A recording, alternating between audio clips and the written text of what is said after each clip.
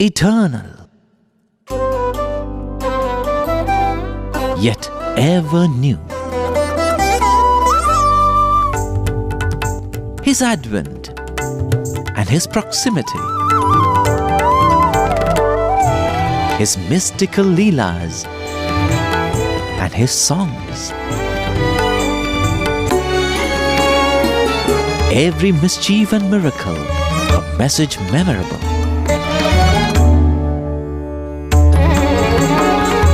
Every pain and travail a precept enacted.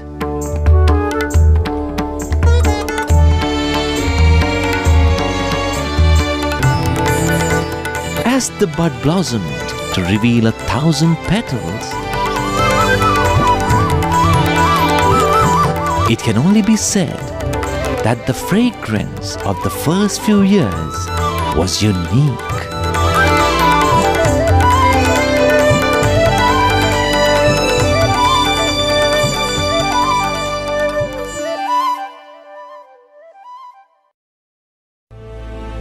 At this moment, it wouldn't be out of place. All of you just take a moment and imagine how very lucky and fortunate we all are to be seated in this Puttaparthi. You know, the surface area of the earth is about 500 million square kilometers. In that, Anantapur district is 0.02 million. So it's a pinprick, Anantapur. And in that Anantapur, Puttaparthi is a pinprick. So in that spot which Swami has chosen, how very fortunate all of us are to even spend a moment here. Swami has permitted a lot of us to live here. It is definitely not out of place to take a moment, congratulate ourselves for this good fortune that has befallen us. You know, going to the family, we said Swami was born here in Puttaparthi. The story goes, the person we definitely have to start with is Kondamaraju, Swami's grandfather. A person, one of the first few to recognize Swami as the embodiment of divinity. In fact, one of the first few who knew that Swami was not an ordinary human being. How did he know? The story goes that he had a guru, a person who actually was a resident of this area, who was referred to as Venkavaduta. An Avaduta is a person who does not live in a place, who does not have a family or a house. He roams around. He's a recluse. And he would often visit this place, and whenever he would come, he would meet the saintly Kondamaraju. And one of his visits, he comes to Kondamaraju and he says, Kondamaraju, how fortunate we all are, how fortunate you are. So he says, Master, why? What is the fortune which you are talking about? He says, because I had a vision. I had a vision that Lord, that Shiva Shakti, that Lord we all worship is going to take a birth in your lineage, the Ratnakara lineage. So he knew much before that this was a blessing which was on its way. He had two sons, and typically of the style in those days, the elder son was Pedda Venkamaraju, the younger son was Chinna Venkamaraju. Pedda Venkamaraju was given in marriage to Mother Ishwaramma, but we call her Ishwaramma now, but her name was not Ishwaramma then. Her name was Namagiramma. She was living in a village which was many, many miles away from Puttaparthi. Their family was relocated and they came and lived in the place which is just across Chitravati. We named it Karnatanagipalli. We saw the house she was living in. And then she was asked to be given in marriage for Pedda Venkamaraju. And after the marriage, it was quite providentially, the grandfather Kondamaraju named his new daughter-in-law Ishwaramma, the mother of Ishwara. Strange things began to happen. In their home, in the night, suddenly one would hear melodious music. Now, Kondamaraju used to often sing and play the instrument, but he could not play the percussion instruments and the melody instruments at the same time. Much later, somebody asked Swami, Swami, was your birth Pravesha or Prasava? Prasava meaning birth like any one of us takes birth. Pravesha meaning entry. Swami said, why are you asking me? Ask Ishwaramma. You don't go and ask a lady how she conceived the child. But here was Swami commanding them. And so Ishwaramma was asked, and Ishwaramma reveals that one day, as she was drawing water from the well, suddenly she saw a blue light come from the skies, and she said, it entered my stomach. And after that, she fell unconscious. This is all that she recollects. That in itself answered the question as to whether Swami was a Pravesha or a Prasava. Undoubtedly, it was a Pravesha, and this was recounted by Ishwaramma and later chronicled by Kasturiji in both Satyam Shivam Sundaram as well as Ishwaramma, the chosen mother. Ishwaramma, of course, gave birth to 3 children, and finally she conceived for the 4th time, and it was before this 4th time this incident happened. The mother-in-law decides that it is a very auspicious thing to do Satyanarayana Vratam, especially when somebody is conceived in the family. So they decide to do the Satyanarayana Vratam. Mother Ishwaramma also takes part in it. She also worships every day. During the course of that Vratam of many days, Ishwaramma gets labor pains. So the story goes, Swami would narrate many times in the later years, that Ishwaramma was having labor pains and the mother-in-law was in the house of the neighbor performing the Satyanarayana Vratam. So the people of the Raju family come and tell Ishwaramma is having labor pains, please come. So she says, no, I cannot leave the worship in between. I will complete the worship and I will come and see her with the prasadam. The worship ends and the child is born. So she comes running with the prasadam. And because the child was born when the mother and the mother-in-law were performing the Satyanarayana Vratam, they decided to name the child Satyanarayana. And that is why Swami was named Satyanarayana Raju. Dhanya ho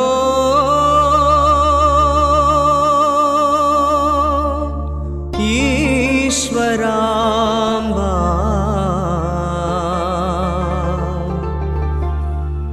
Dhanya ho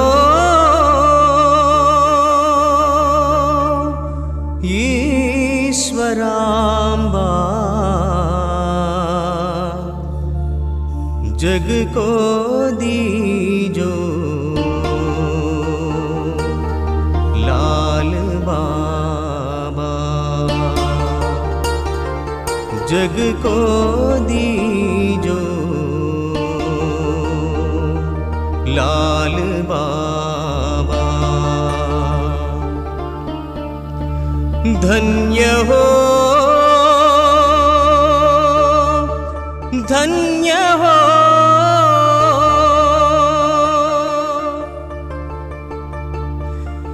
कलयुग में अवतार लिए सकल चराचर के भगवान, जगदोद्धारा साई नारायण। धन्य हो धन्य हो।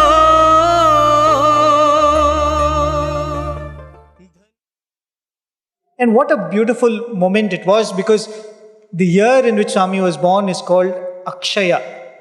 Akshaya Samvatsaram.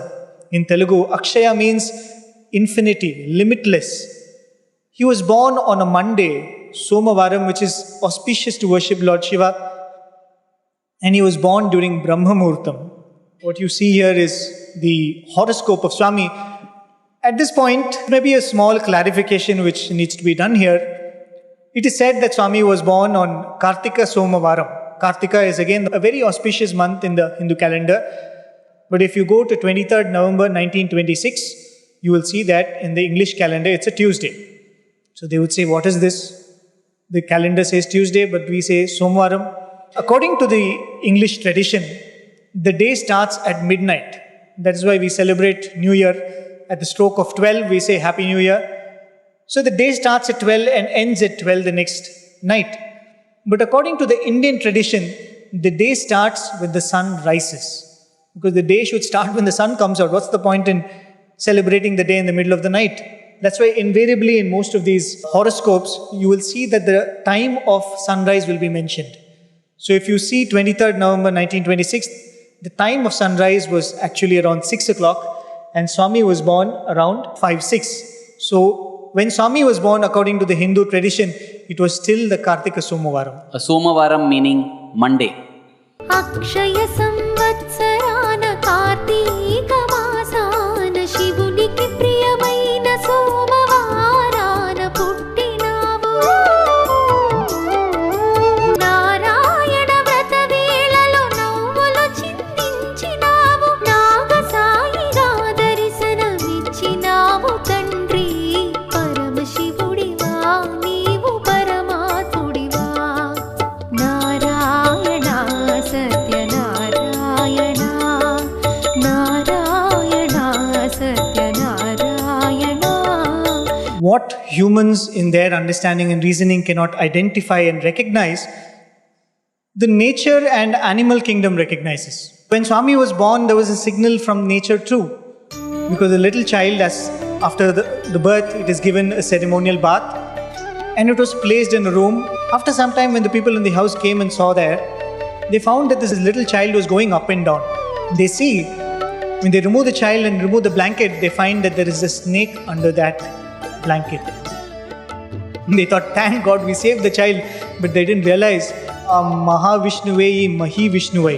Same Vishnu has come, wouldn't he come with the Seshanaga for his bed? Kabir Das says that when a child is born, the first thing the child does is it begins to cry. In fact, if the child doesn't cry, the child is lifted and is hit till it cries. That is how it is. He goes on to say, Kabir Das goes on to say, Kabira jab hum paida hue, jag hase hum roye. The world smiled and I cried when I was born. Aisi karni kar chalo ki hum hase jag roye. Lead your life in such a manner that when you leave with a smile and the world cries. That's what Kabir Das says. And if we see Swami's life, there's one slight difference. When he was born, he also smiled, the world also smiled, because the baby never cried. And talking about when he left his physical, all of us were there. We have witnessed what it is. Oh my God, how it was. Swami lying there with a smile on his face. Everybody crying inconsolably, because that is the place he has occupied in all our hearts.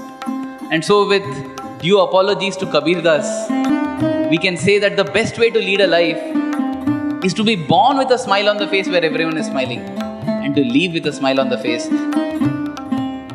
That has been the avataric mission on earth. The baby never cried. Even as a little child, Satyam, he had so much love and compassion. It was a family that were non-vegetarian by their tradition. But Satyam would never eat non-vegetarian food. He never spoke strongly against his parents, disrespectfully, but he would just not eat. In fact, when a chicken was brought home, he would run and longingly caress the chicken. Love it, give it love like a little baby. Anybody seeing it would not have the heart to kill the chicken. That is how, with personal example, Swami transformed. He would also discourage cruelty against animals. Bullock cart races were discontinued after this little boy would come and go and embrace the bullocks. His love was universal. His love is universal. In fact, Brother Prem was saying how Venkavaduta said that Shiva Shakti is going to be born in your family. Swami gave an indication of that also. He would not wear only kumkum or only vibhuti. He will tell, I want both. Half he would put vibhuti, half he would put kumkum. That was the earliest indication of our dear Satyam being the Shiva Shakti Swarupa. Shiva symbolized by Bhasma or Vibhuti, and Shakti or the mother being symbolized by the Kumkum dot. It is said that the best way to overcome temptation is to yield to it, and I am tempted at this moment. When you say Shiva Shakti Swarupa, many years later, Dr. Alreja had this beautiful incident to share. He was a person who would very often go into Swami's interview room and check Swami's pulse, Swami's temperature and Swami's pressure. So one day he went into the interview room. It's a regular checkup he would do. Swami would permit him. Swami had given him that chance. So one day Swami gave one of his hands. He checked and he said with an alarm, Swami, your pulse is so low. Your BP is so low. and there's so much of irregularity in your pulse. Swami said, Alaga, is that so? I mean, what does that mean? Swami said, I mean, it means that you are having a stroke right now, Swami. Oh, Swami said. Then Swami asked, Doctor, do you want to check anything else? When Swami hints like this, then something is really wrong. So he got the clue. He said, Swami, can I check the other hand? He checks the other hand. BP is perfect. Pulse is perfect. Swami looked at him and said, Doctor, what is the diagnosis now? He said, Swami, science cannot explain this. What is this? Swami said, Ee roju Shivuduku konjam baagaledu. Swami said, today Shiva is a little sick, which means one side is sick and the other side is fine. Swami said, I am Shiva Shakti, I am Ardhanarishwara. And as a little boy, Swami, he would sweep the house, he would mop the house, he would clean the utensils, he will help in folding of the clothes. In fact, what was Swami's nickname? He was called Adamari Satyakka. Adamari means like a woman, Satyakka meaning Sister Sathya. Everybody called him Sister Sathya because here was Satyam coming and helping in all the household chores, doing all the work. And even the avatar had its Aksharabhyasam. Aksharabhyasam meaning that when you are initiated into education, Swami would come to children, take their slate, hold their hand and make them write Om. Initiate them into education with the primordial sound. Swami himself was initiated, but those days there was no slate. And the honor and privilege of initiating Swami, whether he knew it or not, whether he realized it or not, went to a certain P.T. Krishnamachari. He held Swami's finger and made him write on the sand in the ground. He made him write the Telugu letter Om and initiated Swami. And Swami too participated. So that was how little Satyam had his initiation done, after which he joined a primary school in Puttaparthi. Imagine today we sing to Swami, we look at Swami and say, Pranava Swarupa Hari Om. To teach that Lord how to write Om. What a great fortune it is indeed. Swami had this beautiful quality. He would go around, scout around in the village. Whenever he would see any poor man, he would bring him to the house, give him food, go and open all the cupboards, take whatever little cloth was there, give it to the man. So this became a problem for this humble household. This was a simple family, did not have much resources, and Swami was constantly doing this. So at one point, the mother catches young Satyam, and he says, we cannot go on endlessly feeding poor people like this. We cannot make ends meet if this goes on like this. So the next time, when they sit to eat, again a beggar comes at the door, and little Satyam insists that this beggar has to be given food. So the elder brother Seshamaraju looks at him and says, if you so much really want to give food, give your share. So immediately this little Satyam picks up his food, picks up his plate, goes and gives it to the beggar. And after that, how much ever Isharma would plead with him to come and have food, he will say, no, I gave my word, I have given my share, I will not eat. So at the end of the day, the mother is after all a mother. She couldn't put up with this pain of having to see her young child go hungry. So she catches Satyam and says, Satyam, please have something, please have little food. And Satyam says, no, Amma, I have had my food. And as proof, he shows his belly, which is bulging. He says, I have had my food. You don't believe me? You smell my hand. And the mother smells the hand, and there is this beautiful fragrance of milk and ghee coming out of this hand, showing for sure that this young child has definitely had something.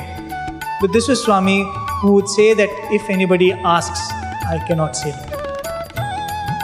And one of the most beautiful things Swami did by example was to start the Pandari Bhajan group, as this painting shows.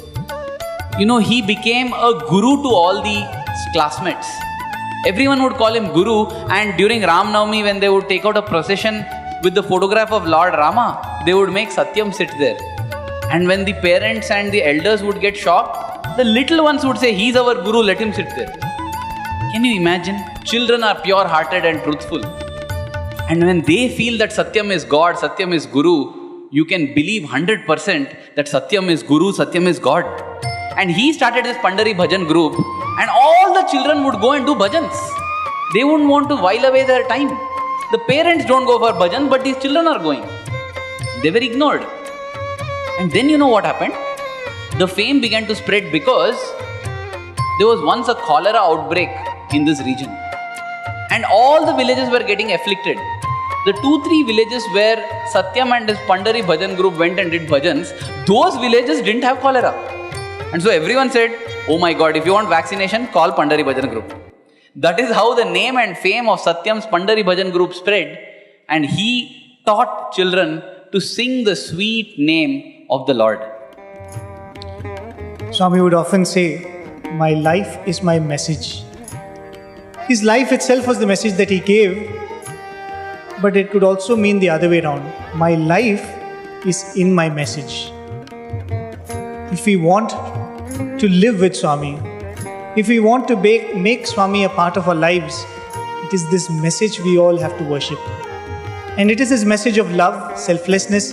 And when Swami said, do bhajan, Hari bhajan bina sukha shanti nahi, Swami would say, these are all the messages, little messages which Swami gave when he was himself little. Swami would often say, even now I am so short, imagine how I would have been when I was a little Satyam. And he started his message when he was a little Satyam. This is just the beginning of the beginning.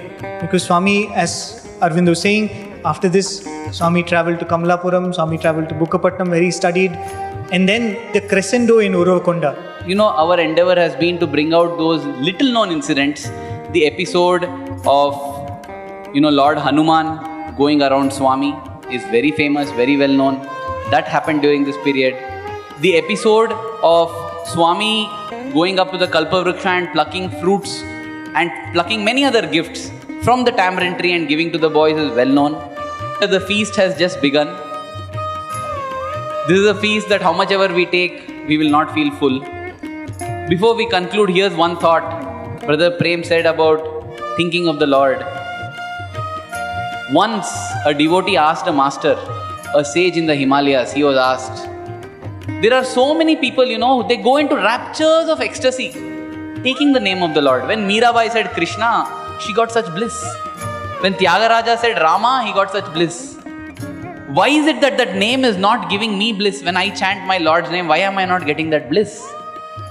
The master said, see, a jaundiced tongue will never be able to taste. Someone when he has malaria, any sweet put on the tongue also will taste bitter. It is not the fault of the sweet, it is the fault of the tongue. The devotee did not leave. He said, Master, then give me the medicine. Give me the medicine so that my tongue also becomes disease-free and so I am also able to enjoy the sweetness of the Lord's name. And that is when with a smile that Master said, my dear child, the beauty of the Lord's name is that it in itself is the medicine. Just keep taking the Lord's name as the medicine. A day will come when you will be cured of your disease. A day will come when you will start enjoying the sweetness. A sweetness like nothing else in the universe. A sweetness for which Mirabai was ready to drink even poison.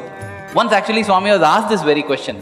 Swami, you say Mirabai took the Lord's name and always was lost in Krishna Nama, in thoughts of Krishna. But she suffered so much, Swami. She suffered so much. Swami said, did Mirabai tell you that?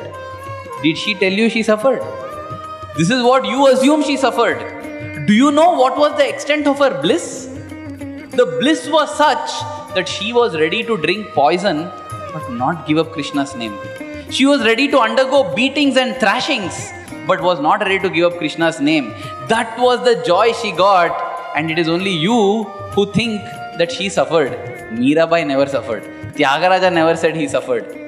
We think that they suffered, but you just try it out. The Lord's name is sweet, no doubt, but it in itself is the medicine that will cure us and treat us and heal us so that we also can enjoy that sweetness. So thank you all for being with us and giving us this opportunity, because it is indeed a great opportunity for us to think of Swami and speak of Swami. So we thank you all for your company this evening.